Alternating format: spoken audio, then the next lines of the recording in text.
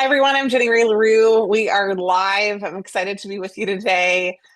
We have some fun news about the Bain offers that are about to start rolling out, and our focus today is on how not to mess it up. The reason that we're hosting this call is a little bit at last minute. We actually asked Bain to come, and there were people going on vacation; they couldn't make it happen. Was to try to help out rather than answering a million questions one-on-one with a structured Q&A about what it is that you are looking for related to Bain offers. So we're going to handle this really focused on if you are applying to Bain in the next week or 2 weeks for their just-in-time hiring. We want to talk about what you need to make sure you get right. And then for those of you who might be interested in a Bain opportunity for this coming summer, for interviewing for either full-time or summer next year, we also want to help with that. So welcome to the call. I'm Jenny Ray LaRue. I'm a former Bain consultant.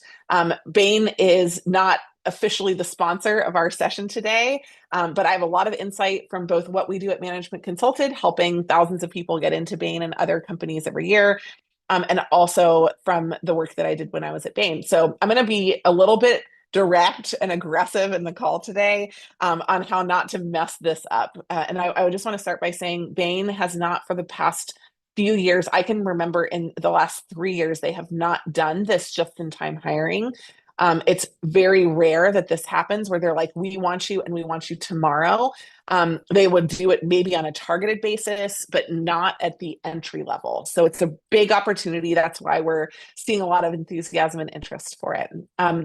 This is a quote that we got from a client yesterday, right? I just got an interview with Bain. The process is moving extremely fast. Interviews are being scheduled this Friday and next Friday. So by this Friday, that means like tomorrow. So Bain is not just serious about bringing people on, but they're actually going ahead and scheduling the interviews.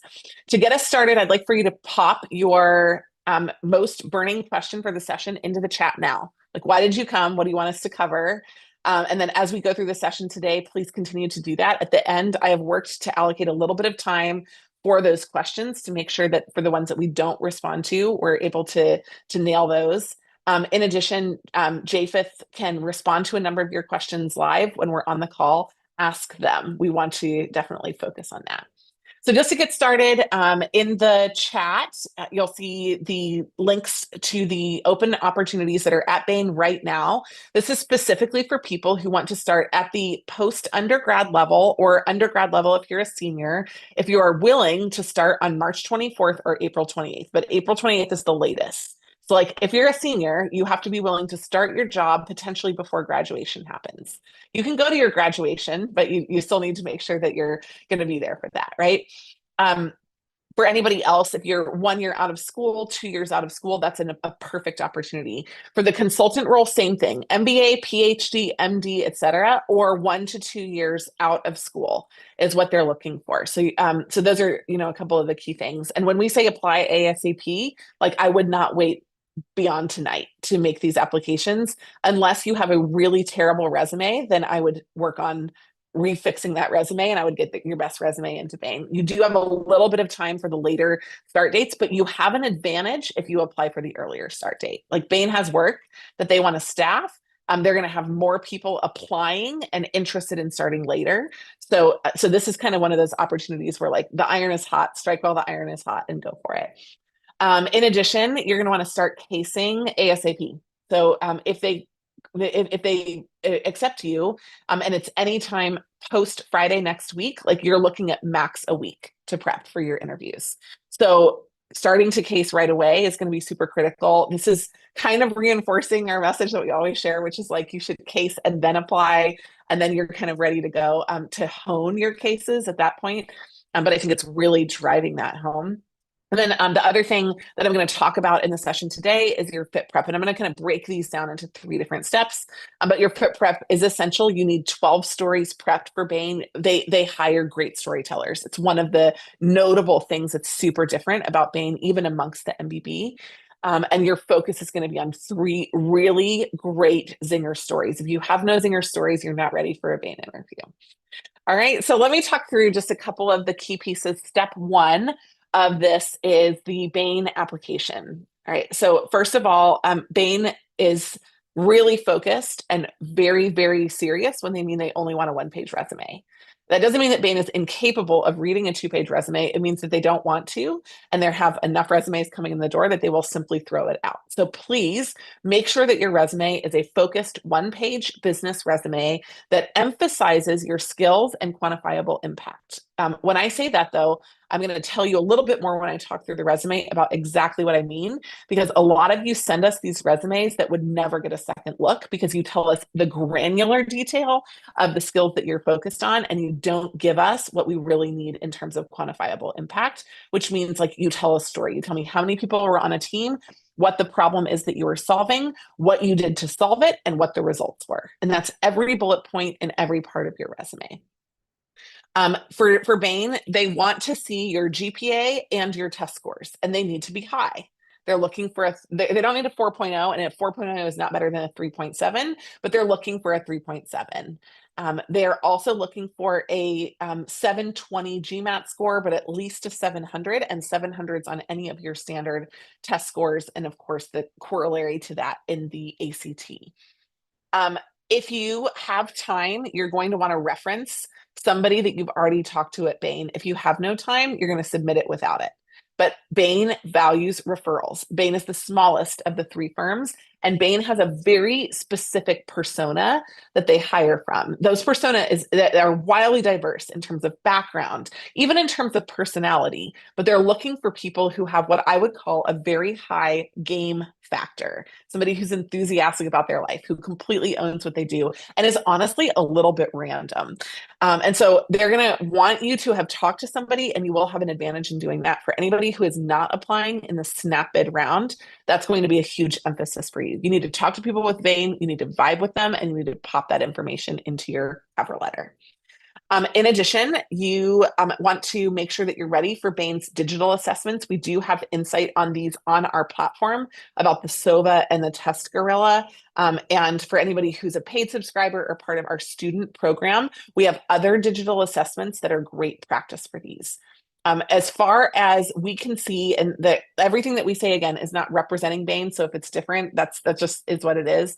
As far as we can see this year in their evaluative process, these are part of your process, but not binary. It's not like yes or no, we're going to take you or not take you into the interview based on what's happening. They, like many firms, are testing these digital assessments to see if they can roll them out more rapidly as early screens for candidates. We recommend submitting test scores if you meet the cutoffs, right? They ask for these and they mean it when they say, please submit them. So if you meet the cutoffs, right, and JFIT has it in here, right? ACT 32, SAT 1400, GRE 330, GMAT 700. It's kind of what we at Management Consulted would recommend that you put on there. If you don't, then I recommend that you don't submit them, okay? So when they say that they want to see them, what they really want to see are good test scores. So it's helpful for you to also know that when you go through the process.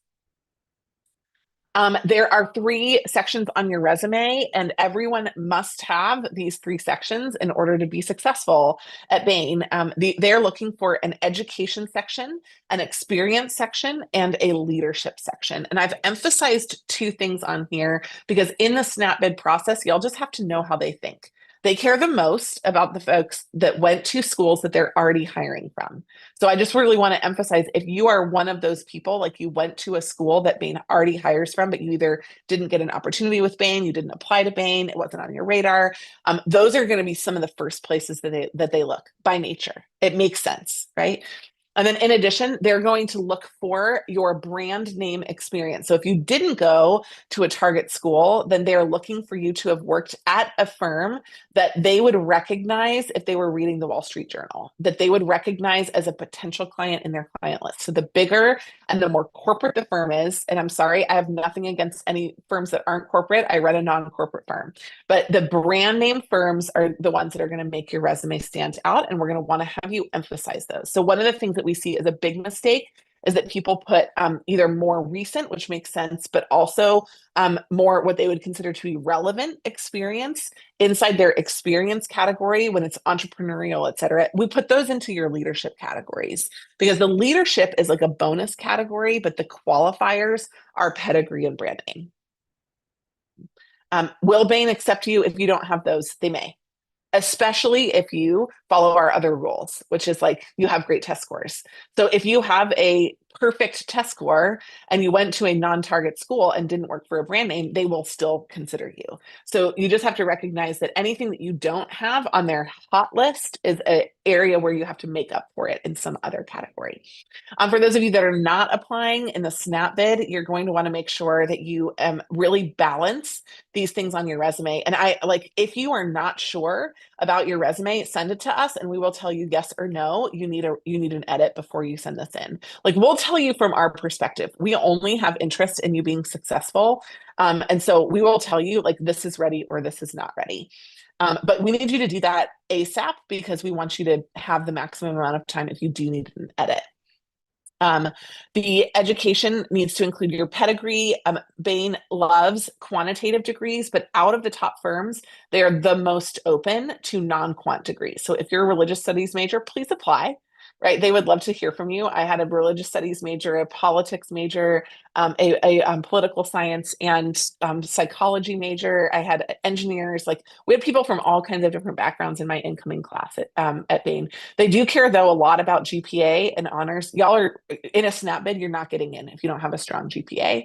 So it has to be over 3.5, just like hard cutoff. Everything else is just honestly very likely not worth applying unless you're far enough away from those. You're going to want to take different channels and you're going to need a networking experience.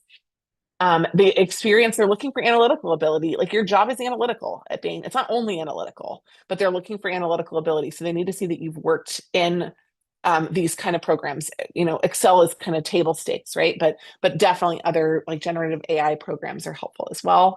Business understanding, that you have worked in business context and that you've operated with distinction, that if you did an internship, you got an offer to return. Bain is not insecure. They want to know that you're the best of the best. Those are the people that they're looking for. In addition, for leadership, right, people, budgets, and impact, they're really looking for you to have managed those three things. Leadership is really classified as opportunities where you often weren't paid or graded to do something. You're demonstrating your ability to lead without formal authority. And professional-ish experiences where you kind of like used a laptop and met in a meeting room are the types that definitely play super well on a resume.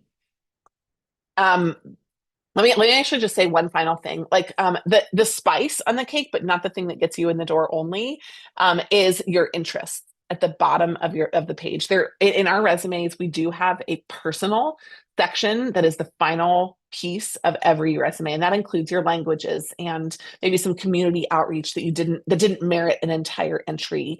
It can include published papers for our PhDs.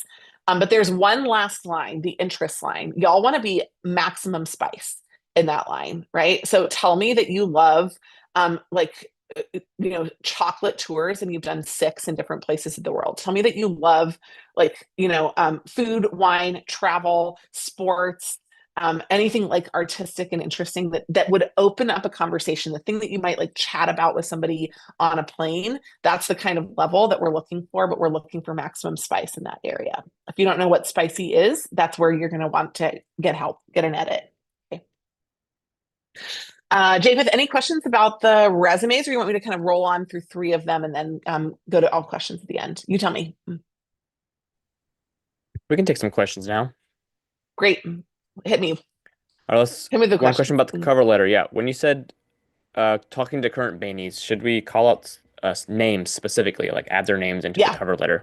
their name and their office and their position, right? Because like you're often applying, but you know, also if you're going to call out somebody in the cover letter, like I would really recommend that you pref that office where that person is, because the team that's looking at them, it's gonna the interview is going to be passed down often to the office levels, and so it's going to make a difference. If you're kind of like, I talked to this person in Chicago and I'm applying to Miami, it comes across a little bit weird. Yep. All right. Where on the resume can you highlight like consulting club project experience and case competitions? Yep. 2 places, either inside the leadership section. That's a very common place where we'll put those. Depends a little bit on the space, though. If we need to truncate it, we would actually put it often up under your education experience if you're currently in school. So we would put like a bullet point for case competitions, and we'd highlight something there. Doing them is fine, but it's spice, not central, right? So so having that in there is great. Mm-hmm. Our last one, and then we can move on. Do they still need GPA and test scores for experienced hires who haven't been in school for several years?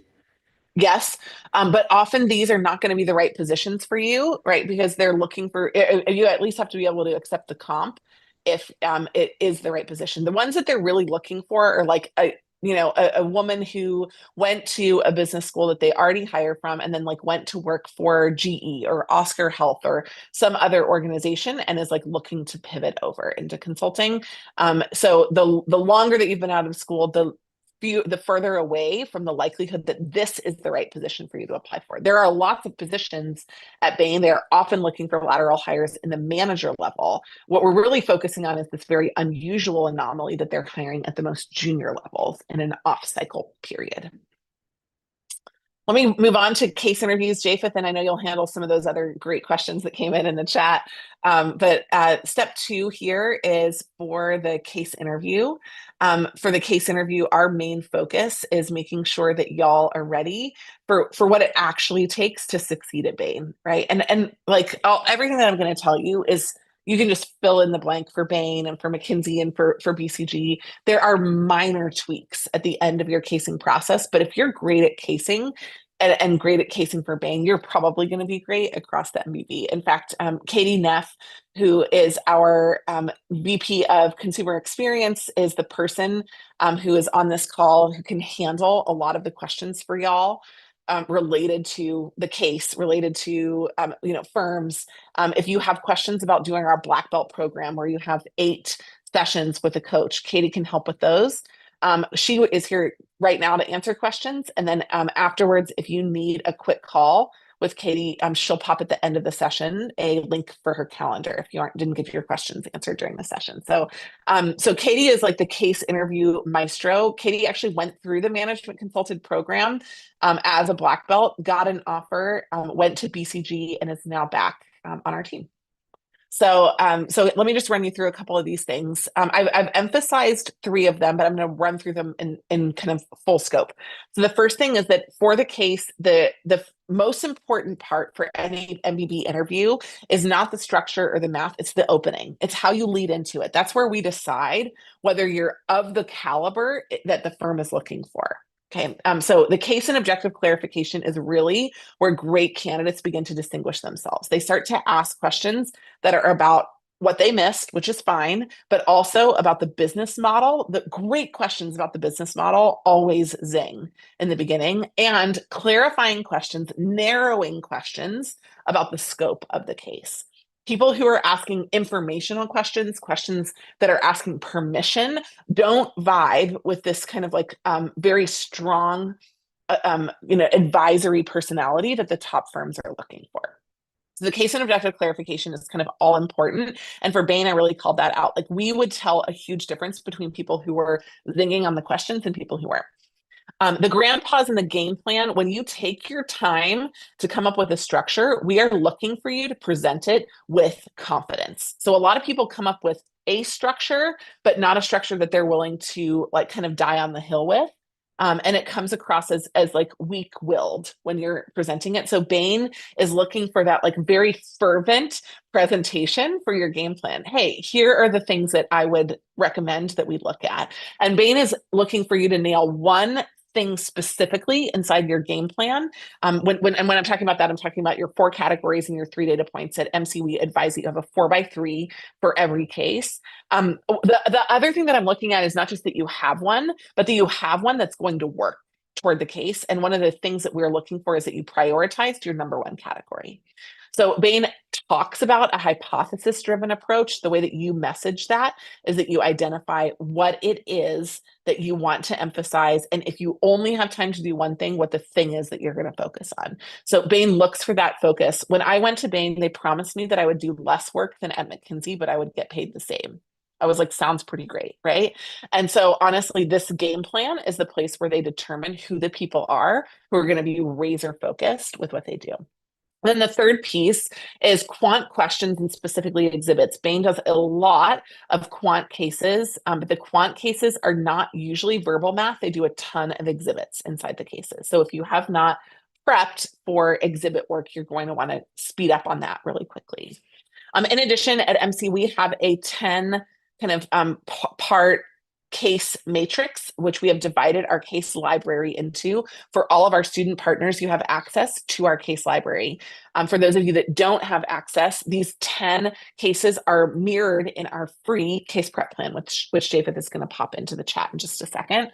I just wanted to call out that when Bain again says that they have a hypothesis-driven approach, that means that the cases that you are likely to get are the cases that demand hypotheses. Bain really emphasizes clear cases, not these like wild creative cases like BCG. BCG cases are the hardest. Katie, I think you would probably agree, right? Out of the cases, they're the hardest. BCG people are the smartest. Bain people are the laziest, and in a great way, in a strategic, genius, like focused way, right? And McKinsey people are by far like the most thorough, the most kind of academic and clean in their approach. So for Bain, what that means is that like we're going to give you cases that we want answers to. We're going to say like, should we move to Mexico? Yes or no, right? Should we enter this market? Yes or no? Should we buy this company? Yes or no? So those 4 cases that are highlighted with what we call closed hypotheses are yes or no questions. Those are going to be overemphasized in the mix of cases that you get at Bain. In addition, if you don't prep for M&A cases, you're not ready for a Bain case. M&A we consider to be the hardest of the business types that you have to look at, but Bain has the largest M&A practice of the 3 firms, the 3 top firms, and it's a large portion of their work as well. And so you're going to likely get an M&A case when you're working at Bain. Their private equity practice is robust. You're going to want to be ready for that. Specifically, Japheth has a free case prep plan. It's free to everyone, not just to our black belts and subscribers and our student partners. You can use it to work through it. It is linked to paid resources. So if you are a student, a black belt, et cetera, then it is linked to the resources that you already have access to. If you don't have access to those resources, talk to your school and work to get resources, or you can buy those resources from us. They are all included in all of our black belt programs, which also include our super prep process. The 28-part step-by-step plan, like my team feels a little uncomfortable when I say this, but I'm like, if you do this in the way that we tell you to, which is cases out loud, all the way through the 28 steps, I feel like I can pretty much guarantee you a first round pass. I can't get you an offer because that's honestly more on just you, your stories, your background, like your connection with the interview. But I can answer the question for them. Can you do a case interview? Yes or no? So I would say don't follow this to your peril. And for those of you that have a week, like you're doing 4 of these in a day. For those of you that have longer, get your butt in gear. Like, let's go, right? Because it's time to get this started. You can flex it to your timeline, but the more time you have, the longer you have to probe into weak areas and the less you have to kind of like put it together with duct tape. The 3rd step, which is my last step, and then I'll take Japheth's final questions, is the fit interview. The fit interview at Bain is a massive part of your final score. In fact, some partners are just like, we could do a case, but we don't have to. The first round is the case, y'all. You have to pass the case. If you don't pass the case, you can't do the job. You can't get an offer. The second round is like, of everybody who passed the case, who do I most want to mentor? Who do I want to spend the most time with? Who am I going to be involved in these projects with? And so you want to prep stories. You need to be ready to tell them in executive fashion. And I think Bain preps you for this incredibly well. They're focused on speed.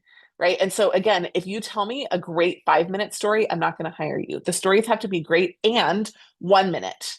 They need to be succinct, direct, vibe. I've mentioned vibe a lot on the call. They need to be from diverse experiences that you had. Bain is really looking for me to be like, I'm going to parachute this person in. McKinsey is so much larger than Bain that they have the luxury of specializing you a bit more. Bain is like, you have to be good at everything. I'm super sorry. Right. And so they need people who have wildly diverse backgrounds and experiences so that they can create that parachuting process. Direct questions, phenomenal, right? Make sure that you have these like great answers prepared for direct questions like, why do you want to work at Bain? What office do you want to work in and why? Why consulting? Yes or no? Tell me the process that you went through, and also just walk me through your resume. Give me your background. Story questions are like, tell me about a time, usually involving something negative or high in conflict, right? And then tricky questions are around things like, why should we not hire you? What is your greatest weakness? What's a great failure that you had? Or why should we hire you? Bain is very commonly asking questions like that. They're just like, hey, if you can't put this together, you're not going to be a dynamic part of a sales process. And that's the last thing that I'm going to say before I kind of turn it over to Japheth for a final few questions. Bain is looking for people that they feel like can consistently sell their brand. I feel like a lot of people miss this when they focus on the fundamentals of cases. What they're looking for are people who, when you walk into your next recruiting interaction, people walk away and they say, gosh, I'd love to work with Bain. When you walk into your next work interaction, they say, goodness, like that would be my number one company. Bain cannot compete on size, so they have to compete on other elements. And that kind of X factor is a part of that. Japheth over. Oh, let me just say this thing. We want to work with you, but we need you to, if you're working in the Snap bid, to get on it. We have resume and cover letter edits. We can do 4, like between right now and the end of this weekend. If you need expedited turnaround, 48 hours per round, we'll turn it around as fast as we can for you. But it's an extra $150 for both resume and cover letter, but get it in pronto. We'd really recommend that you get started with that. Black belt is for anybody who wants to prep in a systematic way for these interviews. We have a cohort that ends next week. There are 10 spots left for that. And that includes 8 hours and our full digital pass. And then for those of you that have until the summer, I would recommend that you jump into our super prep process.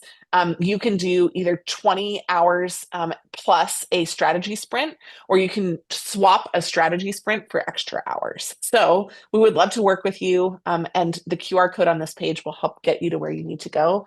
In addition, if Katie didn't get to answer your questions in the chat, Katie, if you want to pop your booking link in the chat, that'd be great. Japheth, what questions do people have? Awesome. Let's start This chat with is fire, man. This chat is it's fire. blowing up. Yeah, me and Katie have been busy. It's great. It's great. All right. How long should you take on a tell me about yourself question in the Two interview? minutes. 2 minutes. And it really does need to be tell me about yourself, not walk me through your resume. Like y'all do not want to refer people to a piece of paper. You want to tell a story. So you need to start off the resume. You need to build in some great like educational, here's why I did it, here's what I loved about it.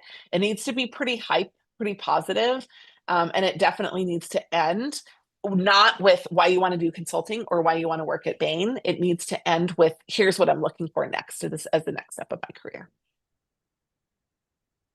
Love it. Okay, let's go to YouTube. Hey, Kyle. Let me see. Okay, applied to the New York office for this opportunity. Boom. Well Um, done, Kyle. he's in Toronto. Does being in Toronto, like, with the current political climate, lower his chances? It doesn't have a lot to do with the current political climate. Bain does sponsor visas, but yeah, I mean, it just lowers your chances if you're an international student because if I have qualified American nationals and I have internationals, and I'm looking for a snap bid and somebody who can start right away, like that process is just easier for somebody who's local. It has nothing to do with the political climate. It's just that's kind of a universal truth. Um, but it's still worth applying.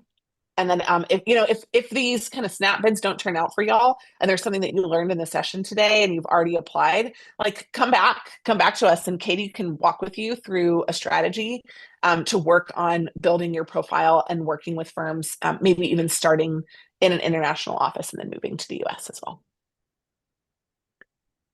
All right, we've had a couple of questions around the gorilla test. Does the test rank people, or is it more like a cutoff for bad performers? And like definitely the latter there, right? It's cutting out Yeah. the bottom like percentage. It's a data point. It's a data point, and it's partially correlative. It's also just like, hey, how did you do in the interview? And like, did you also score well on the test? They're trying to figure out if the test is they're evaluating the test, not just evaluating you. Right. So that's kind of why it's considered to be a data point, but I wouldn't sleep on it. Like you want to practice for it and you need to go in and take it seriously. But like Japheth said, it's a data point. We can't speak entirely for Bain on this though, because they keep it as a black box on purpose. Yep.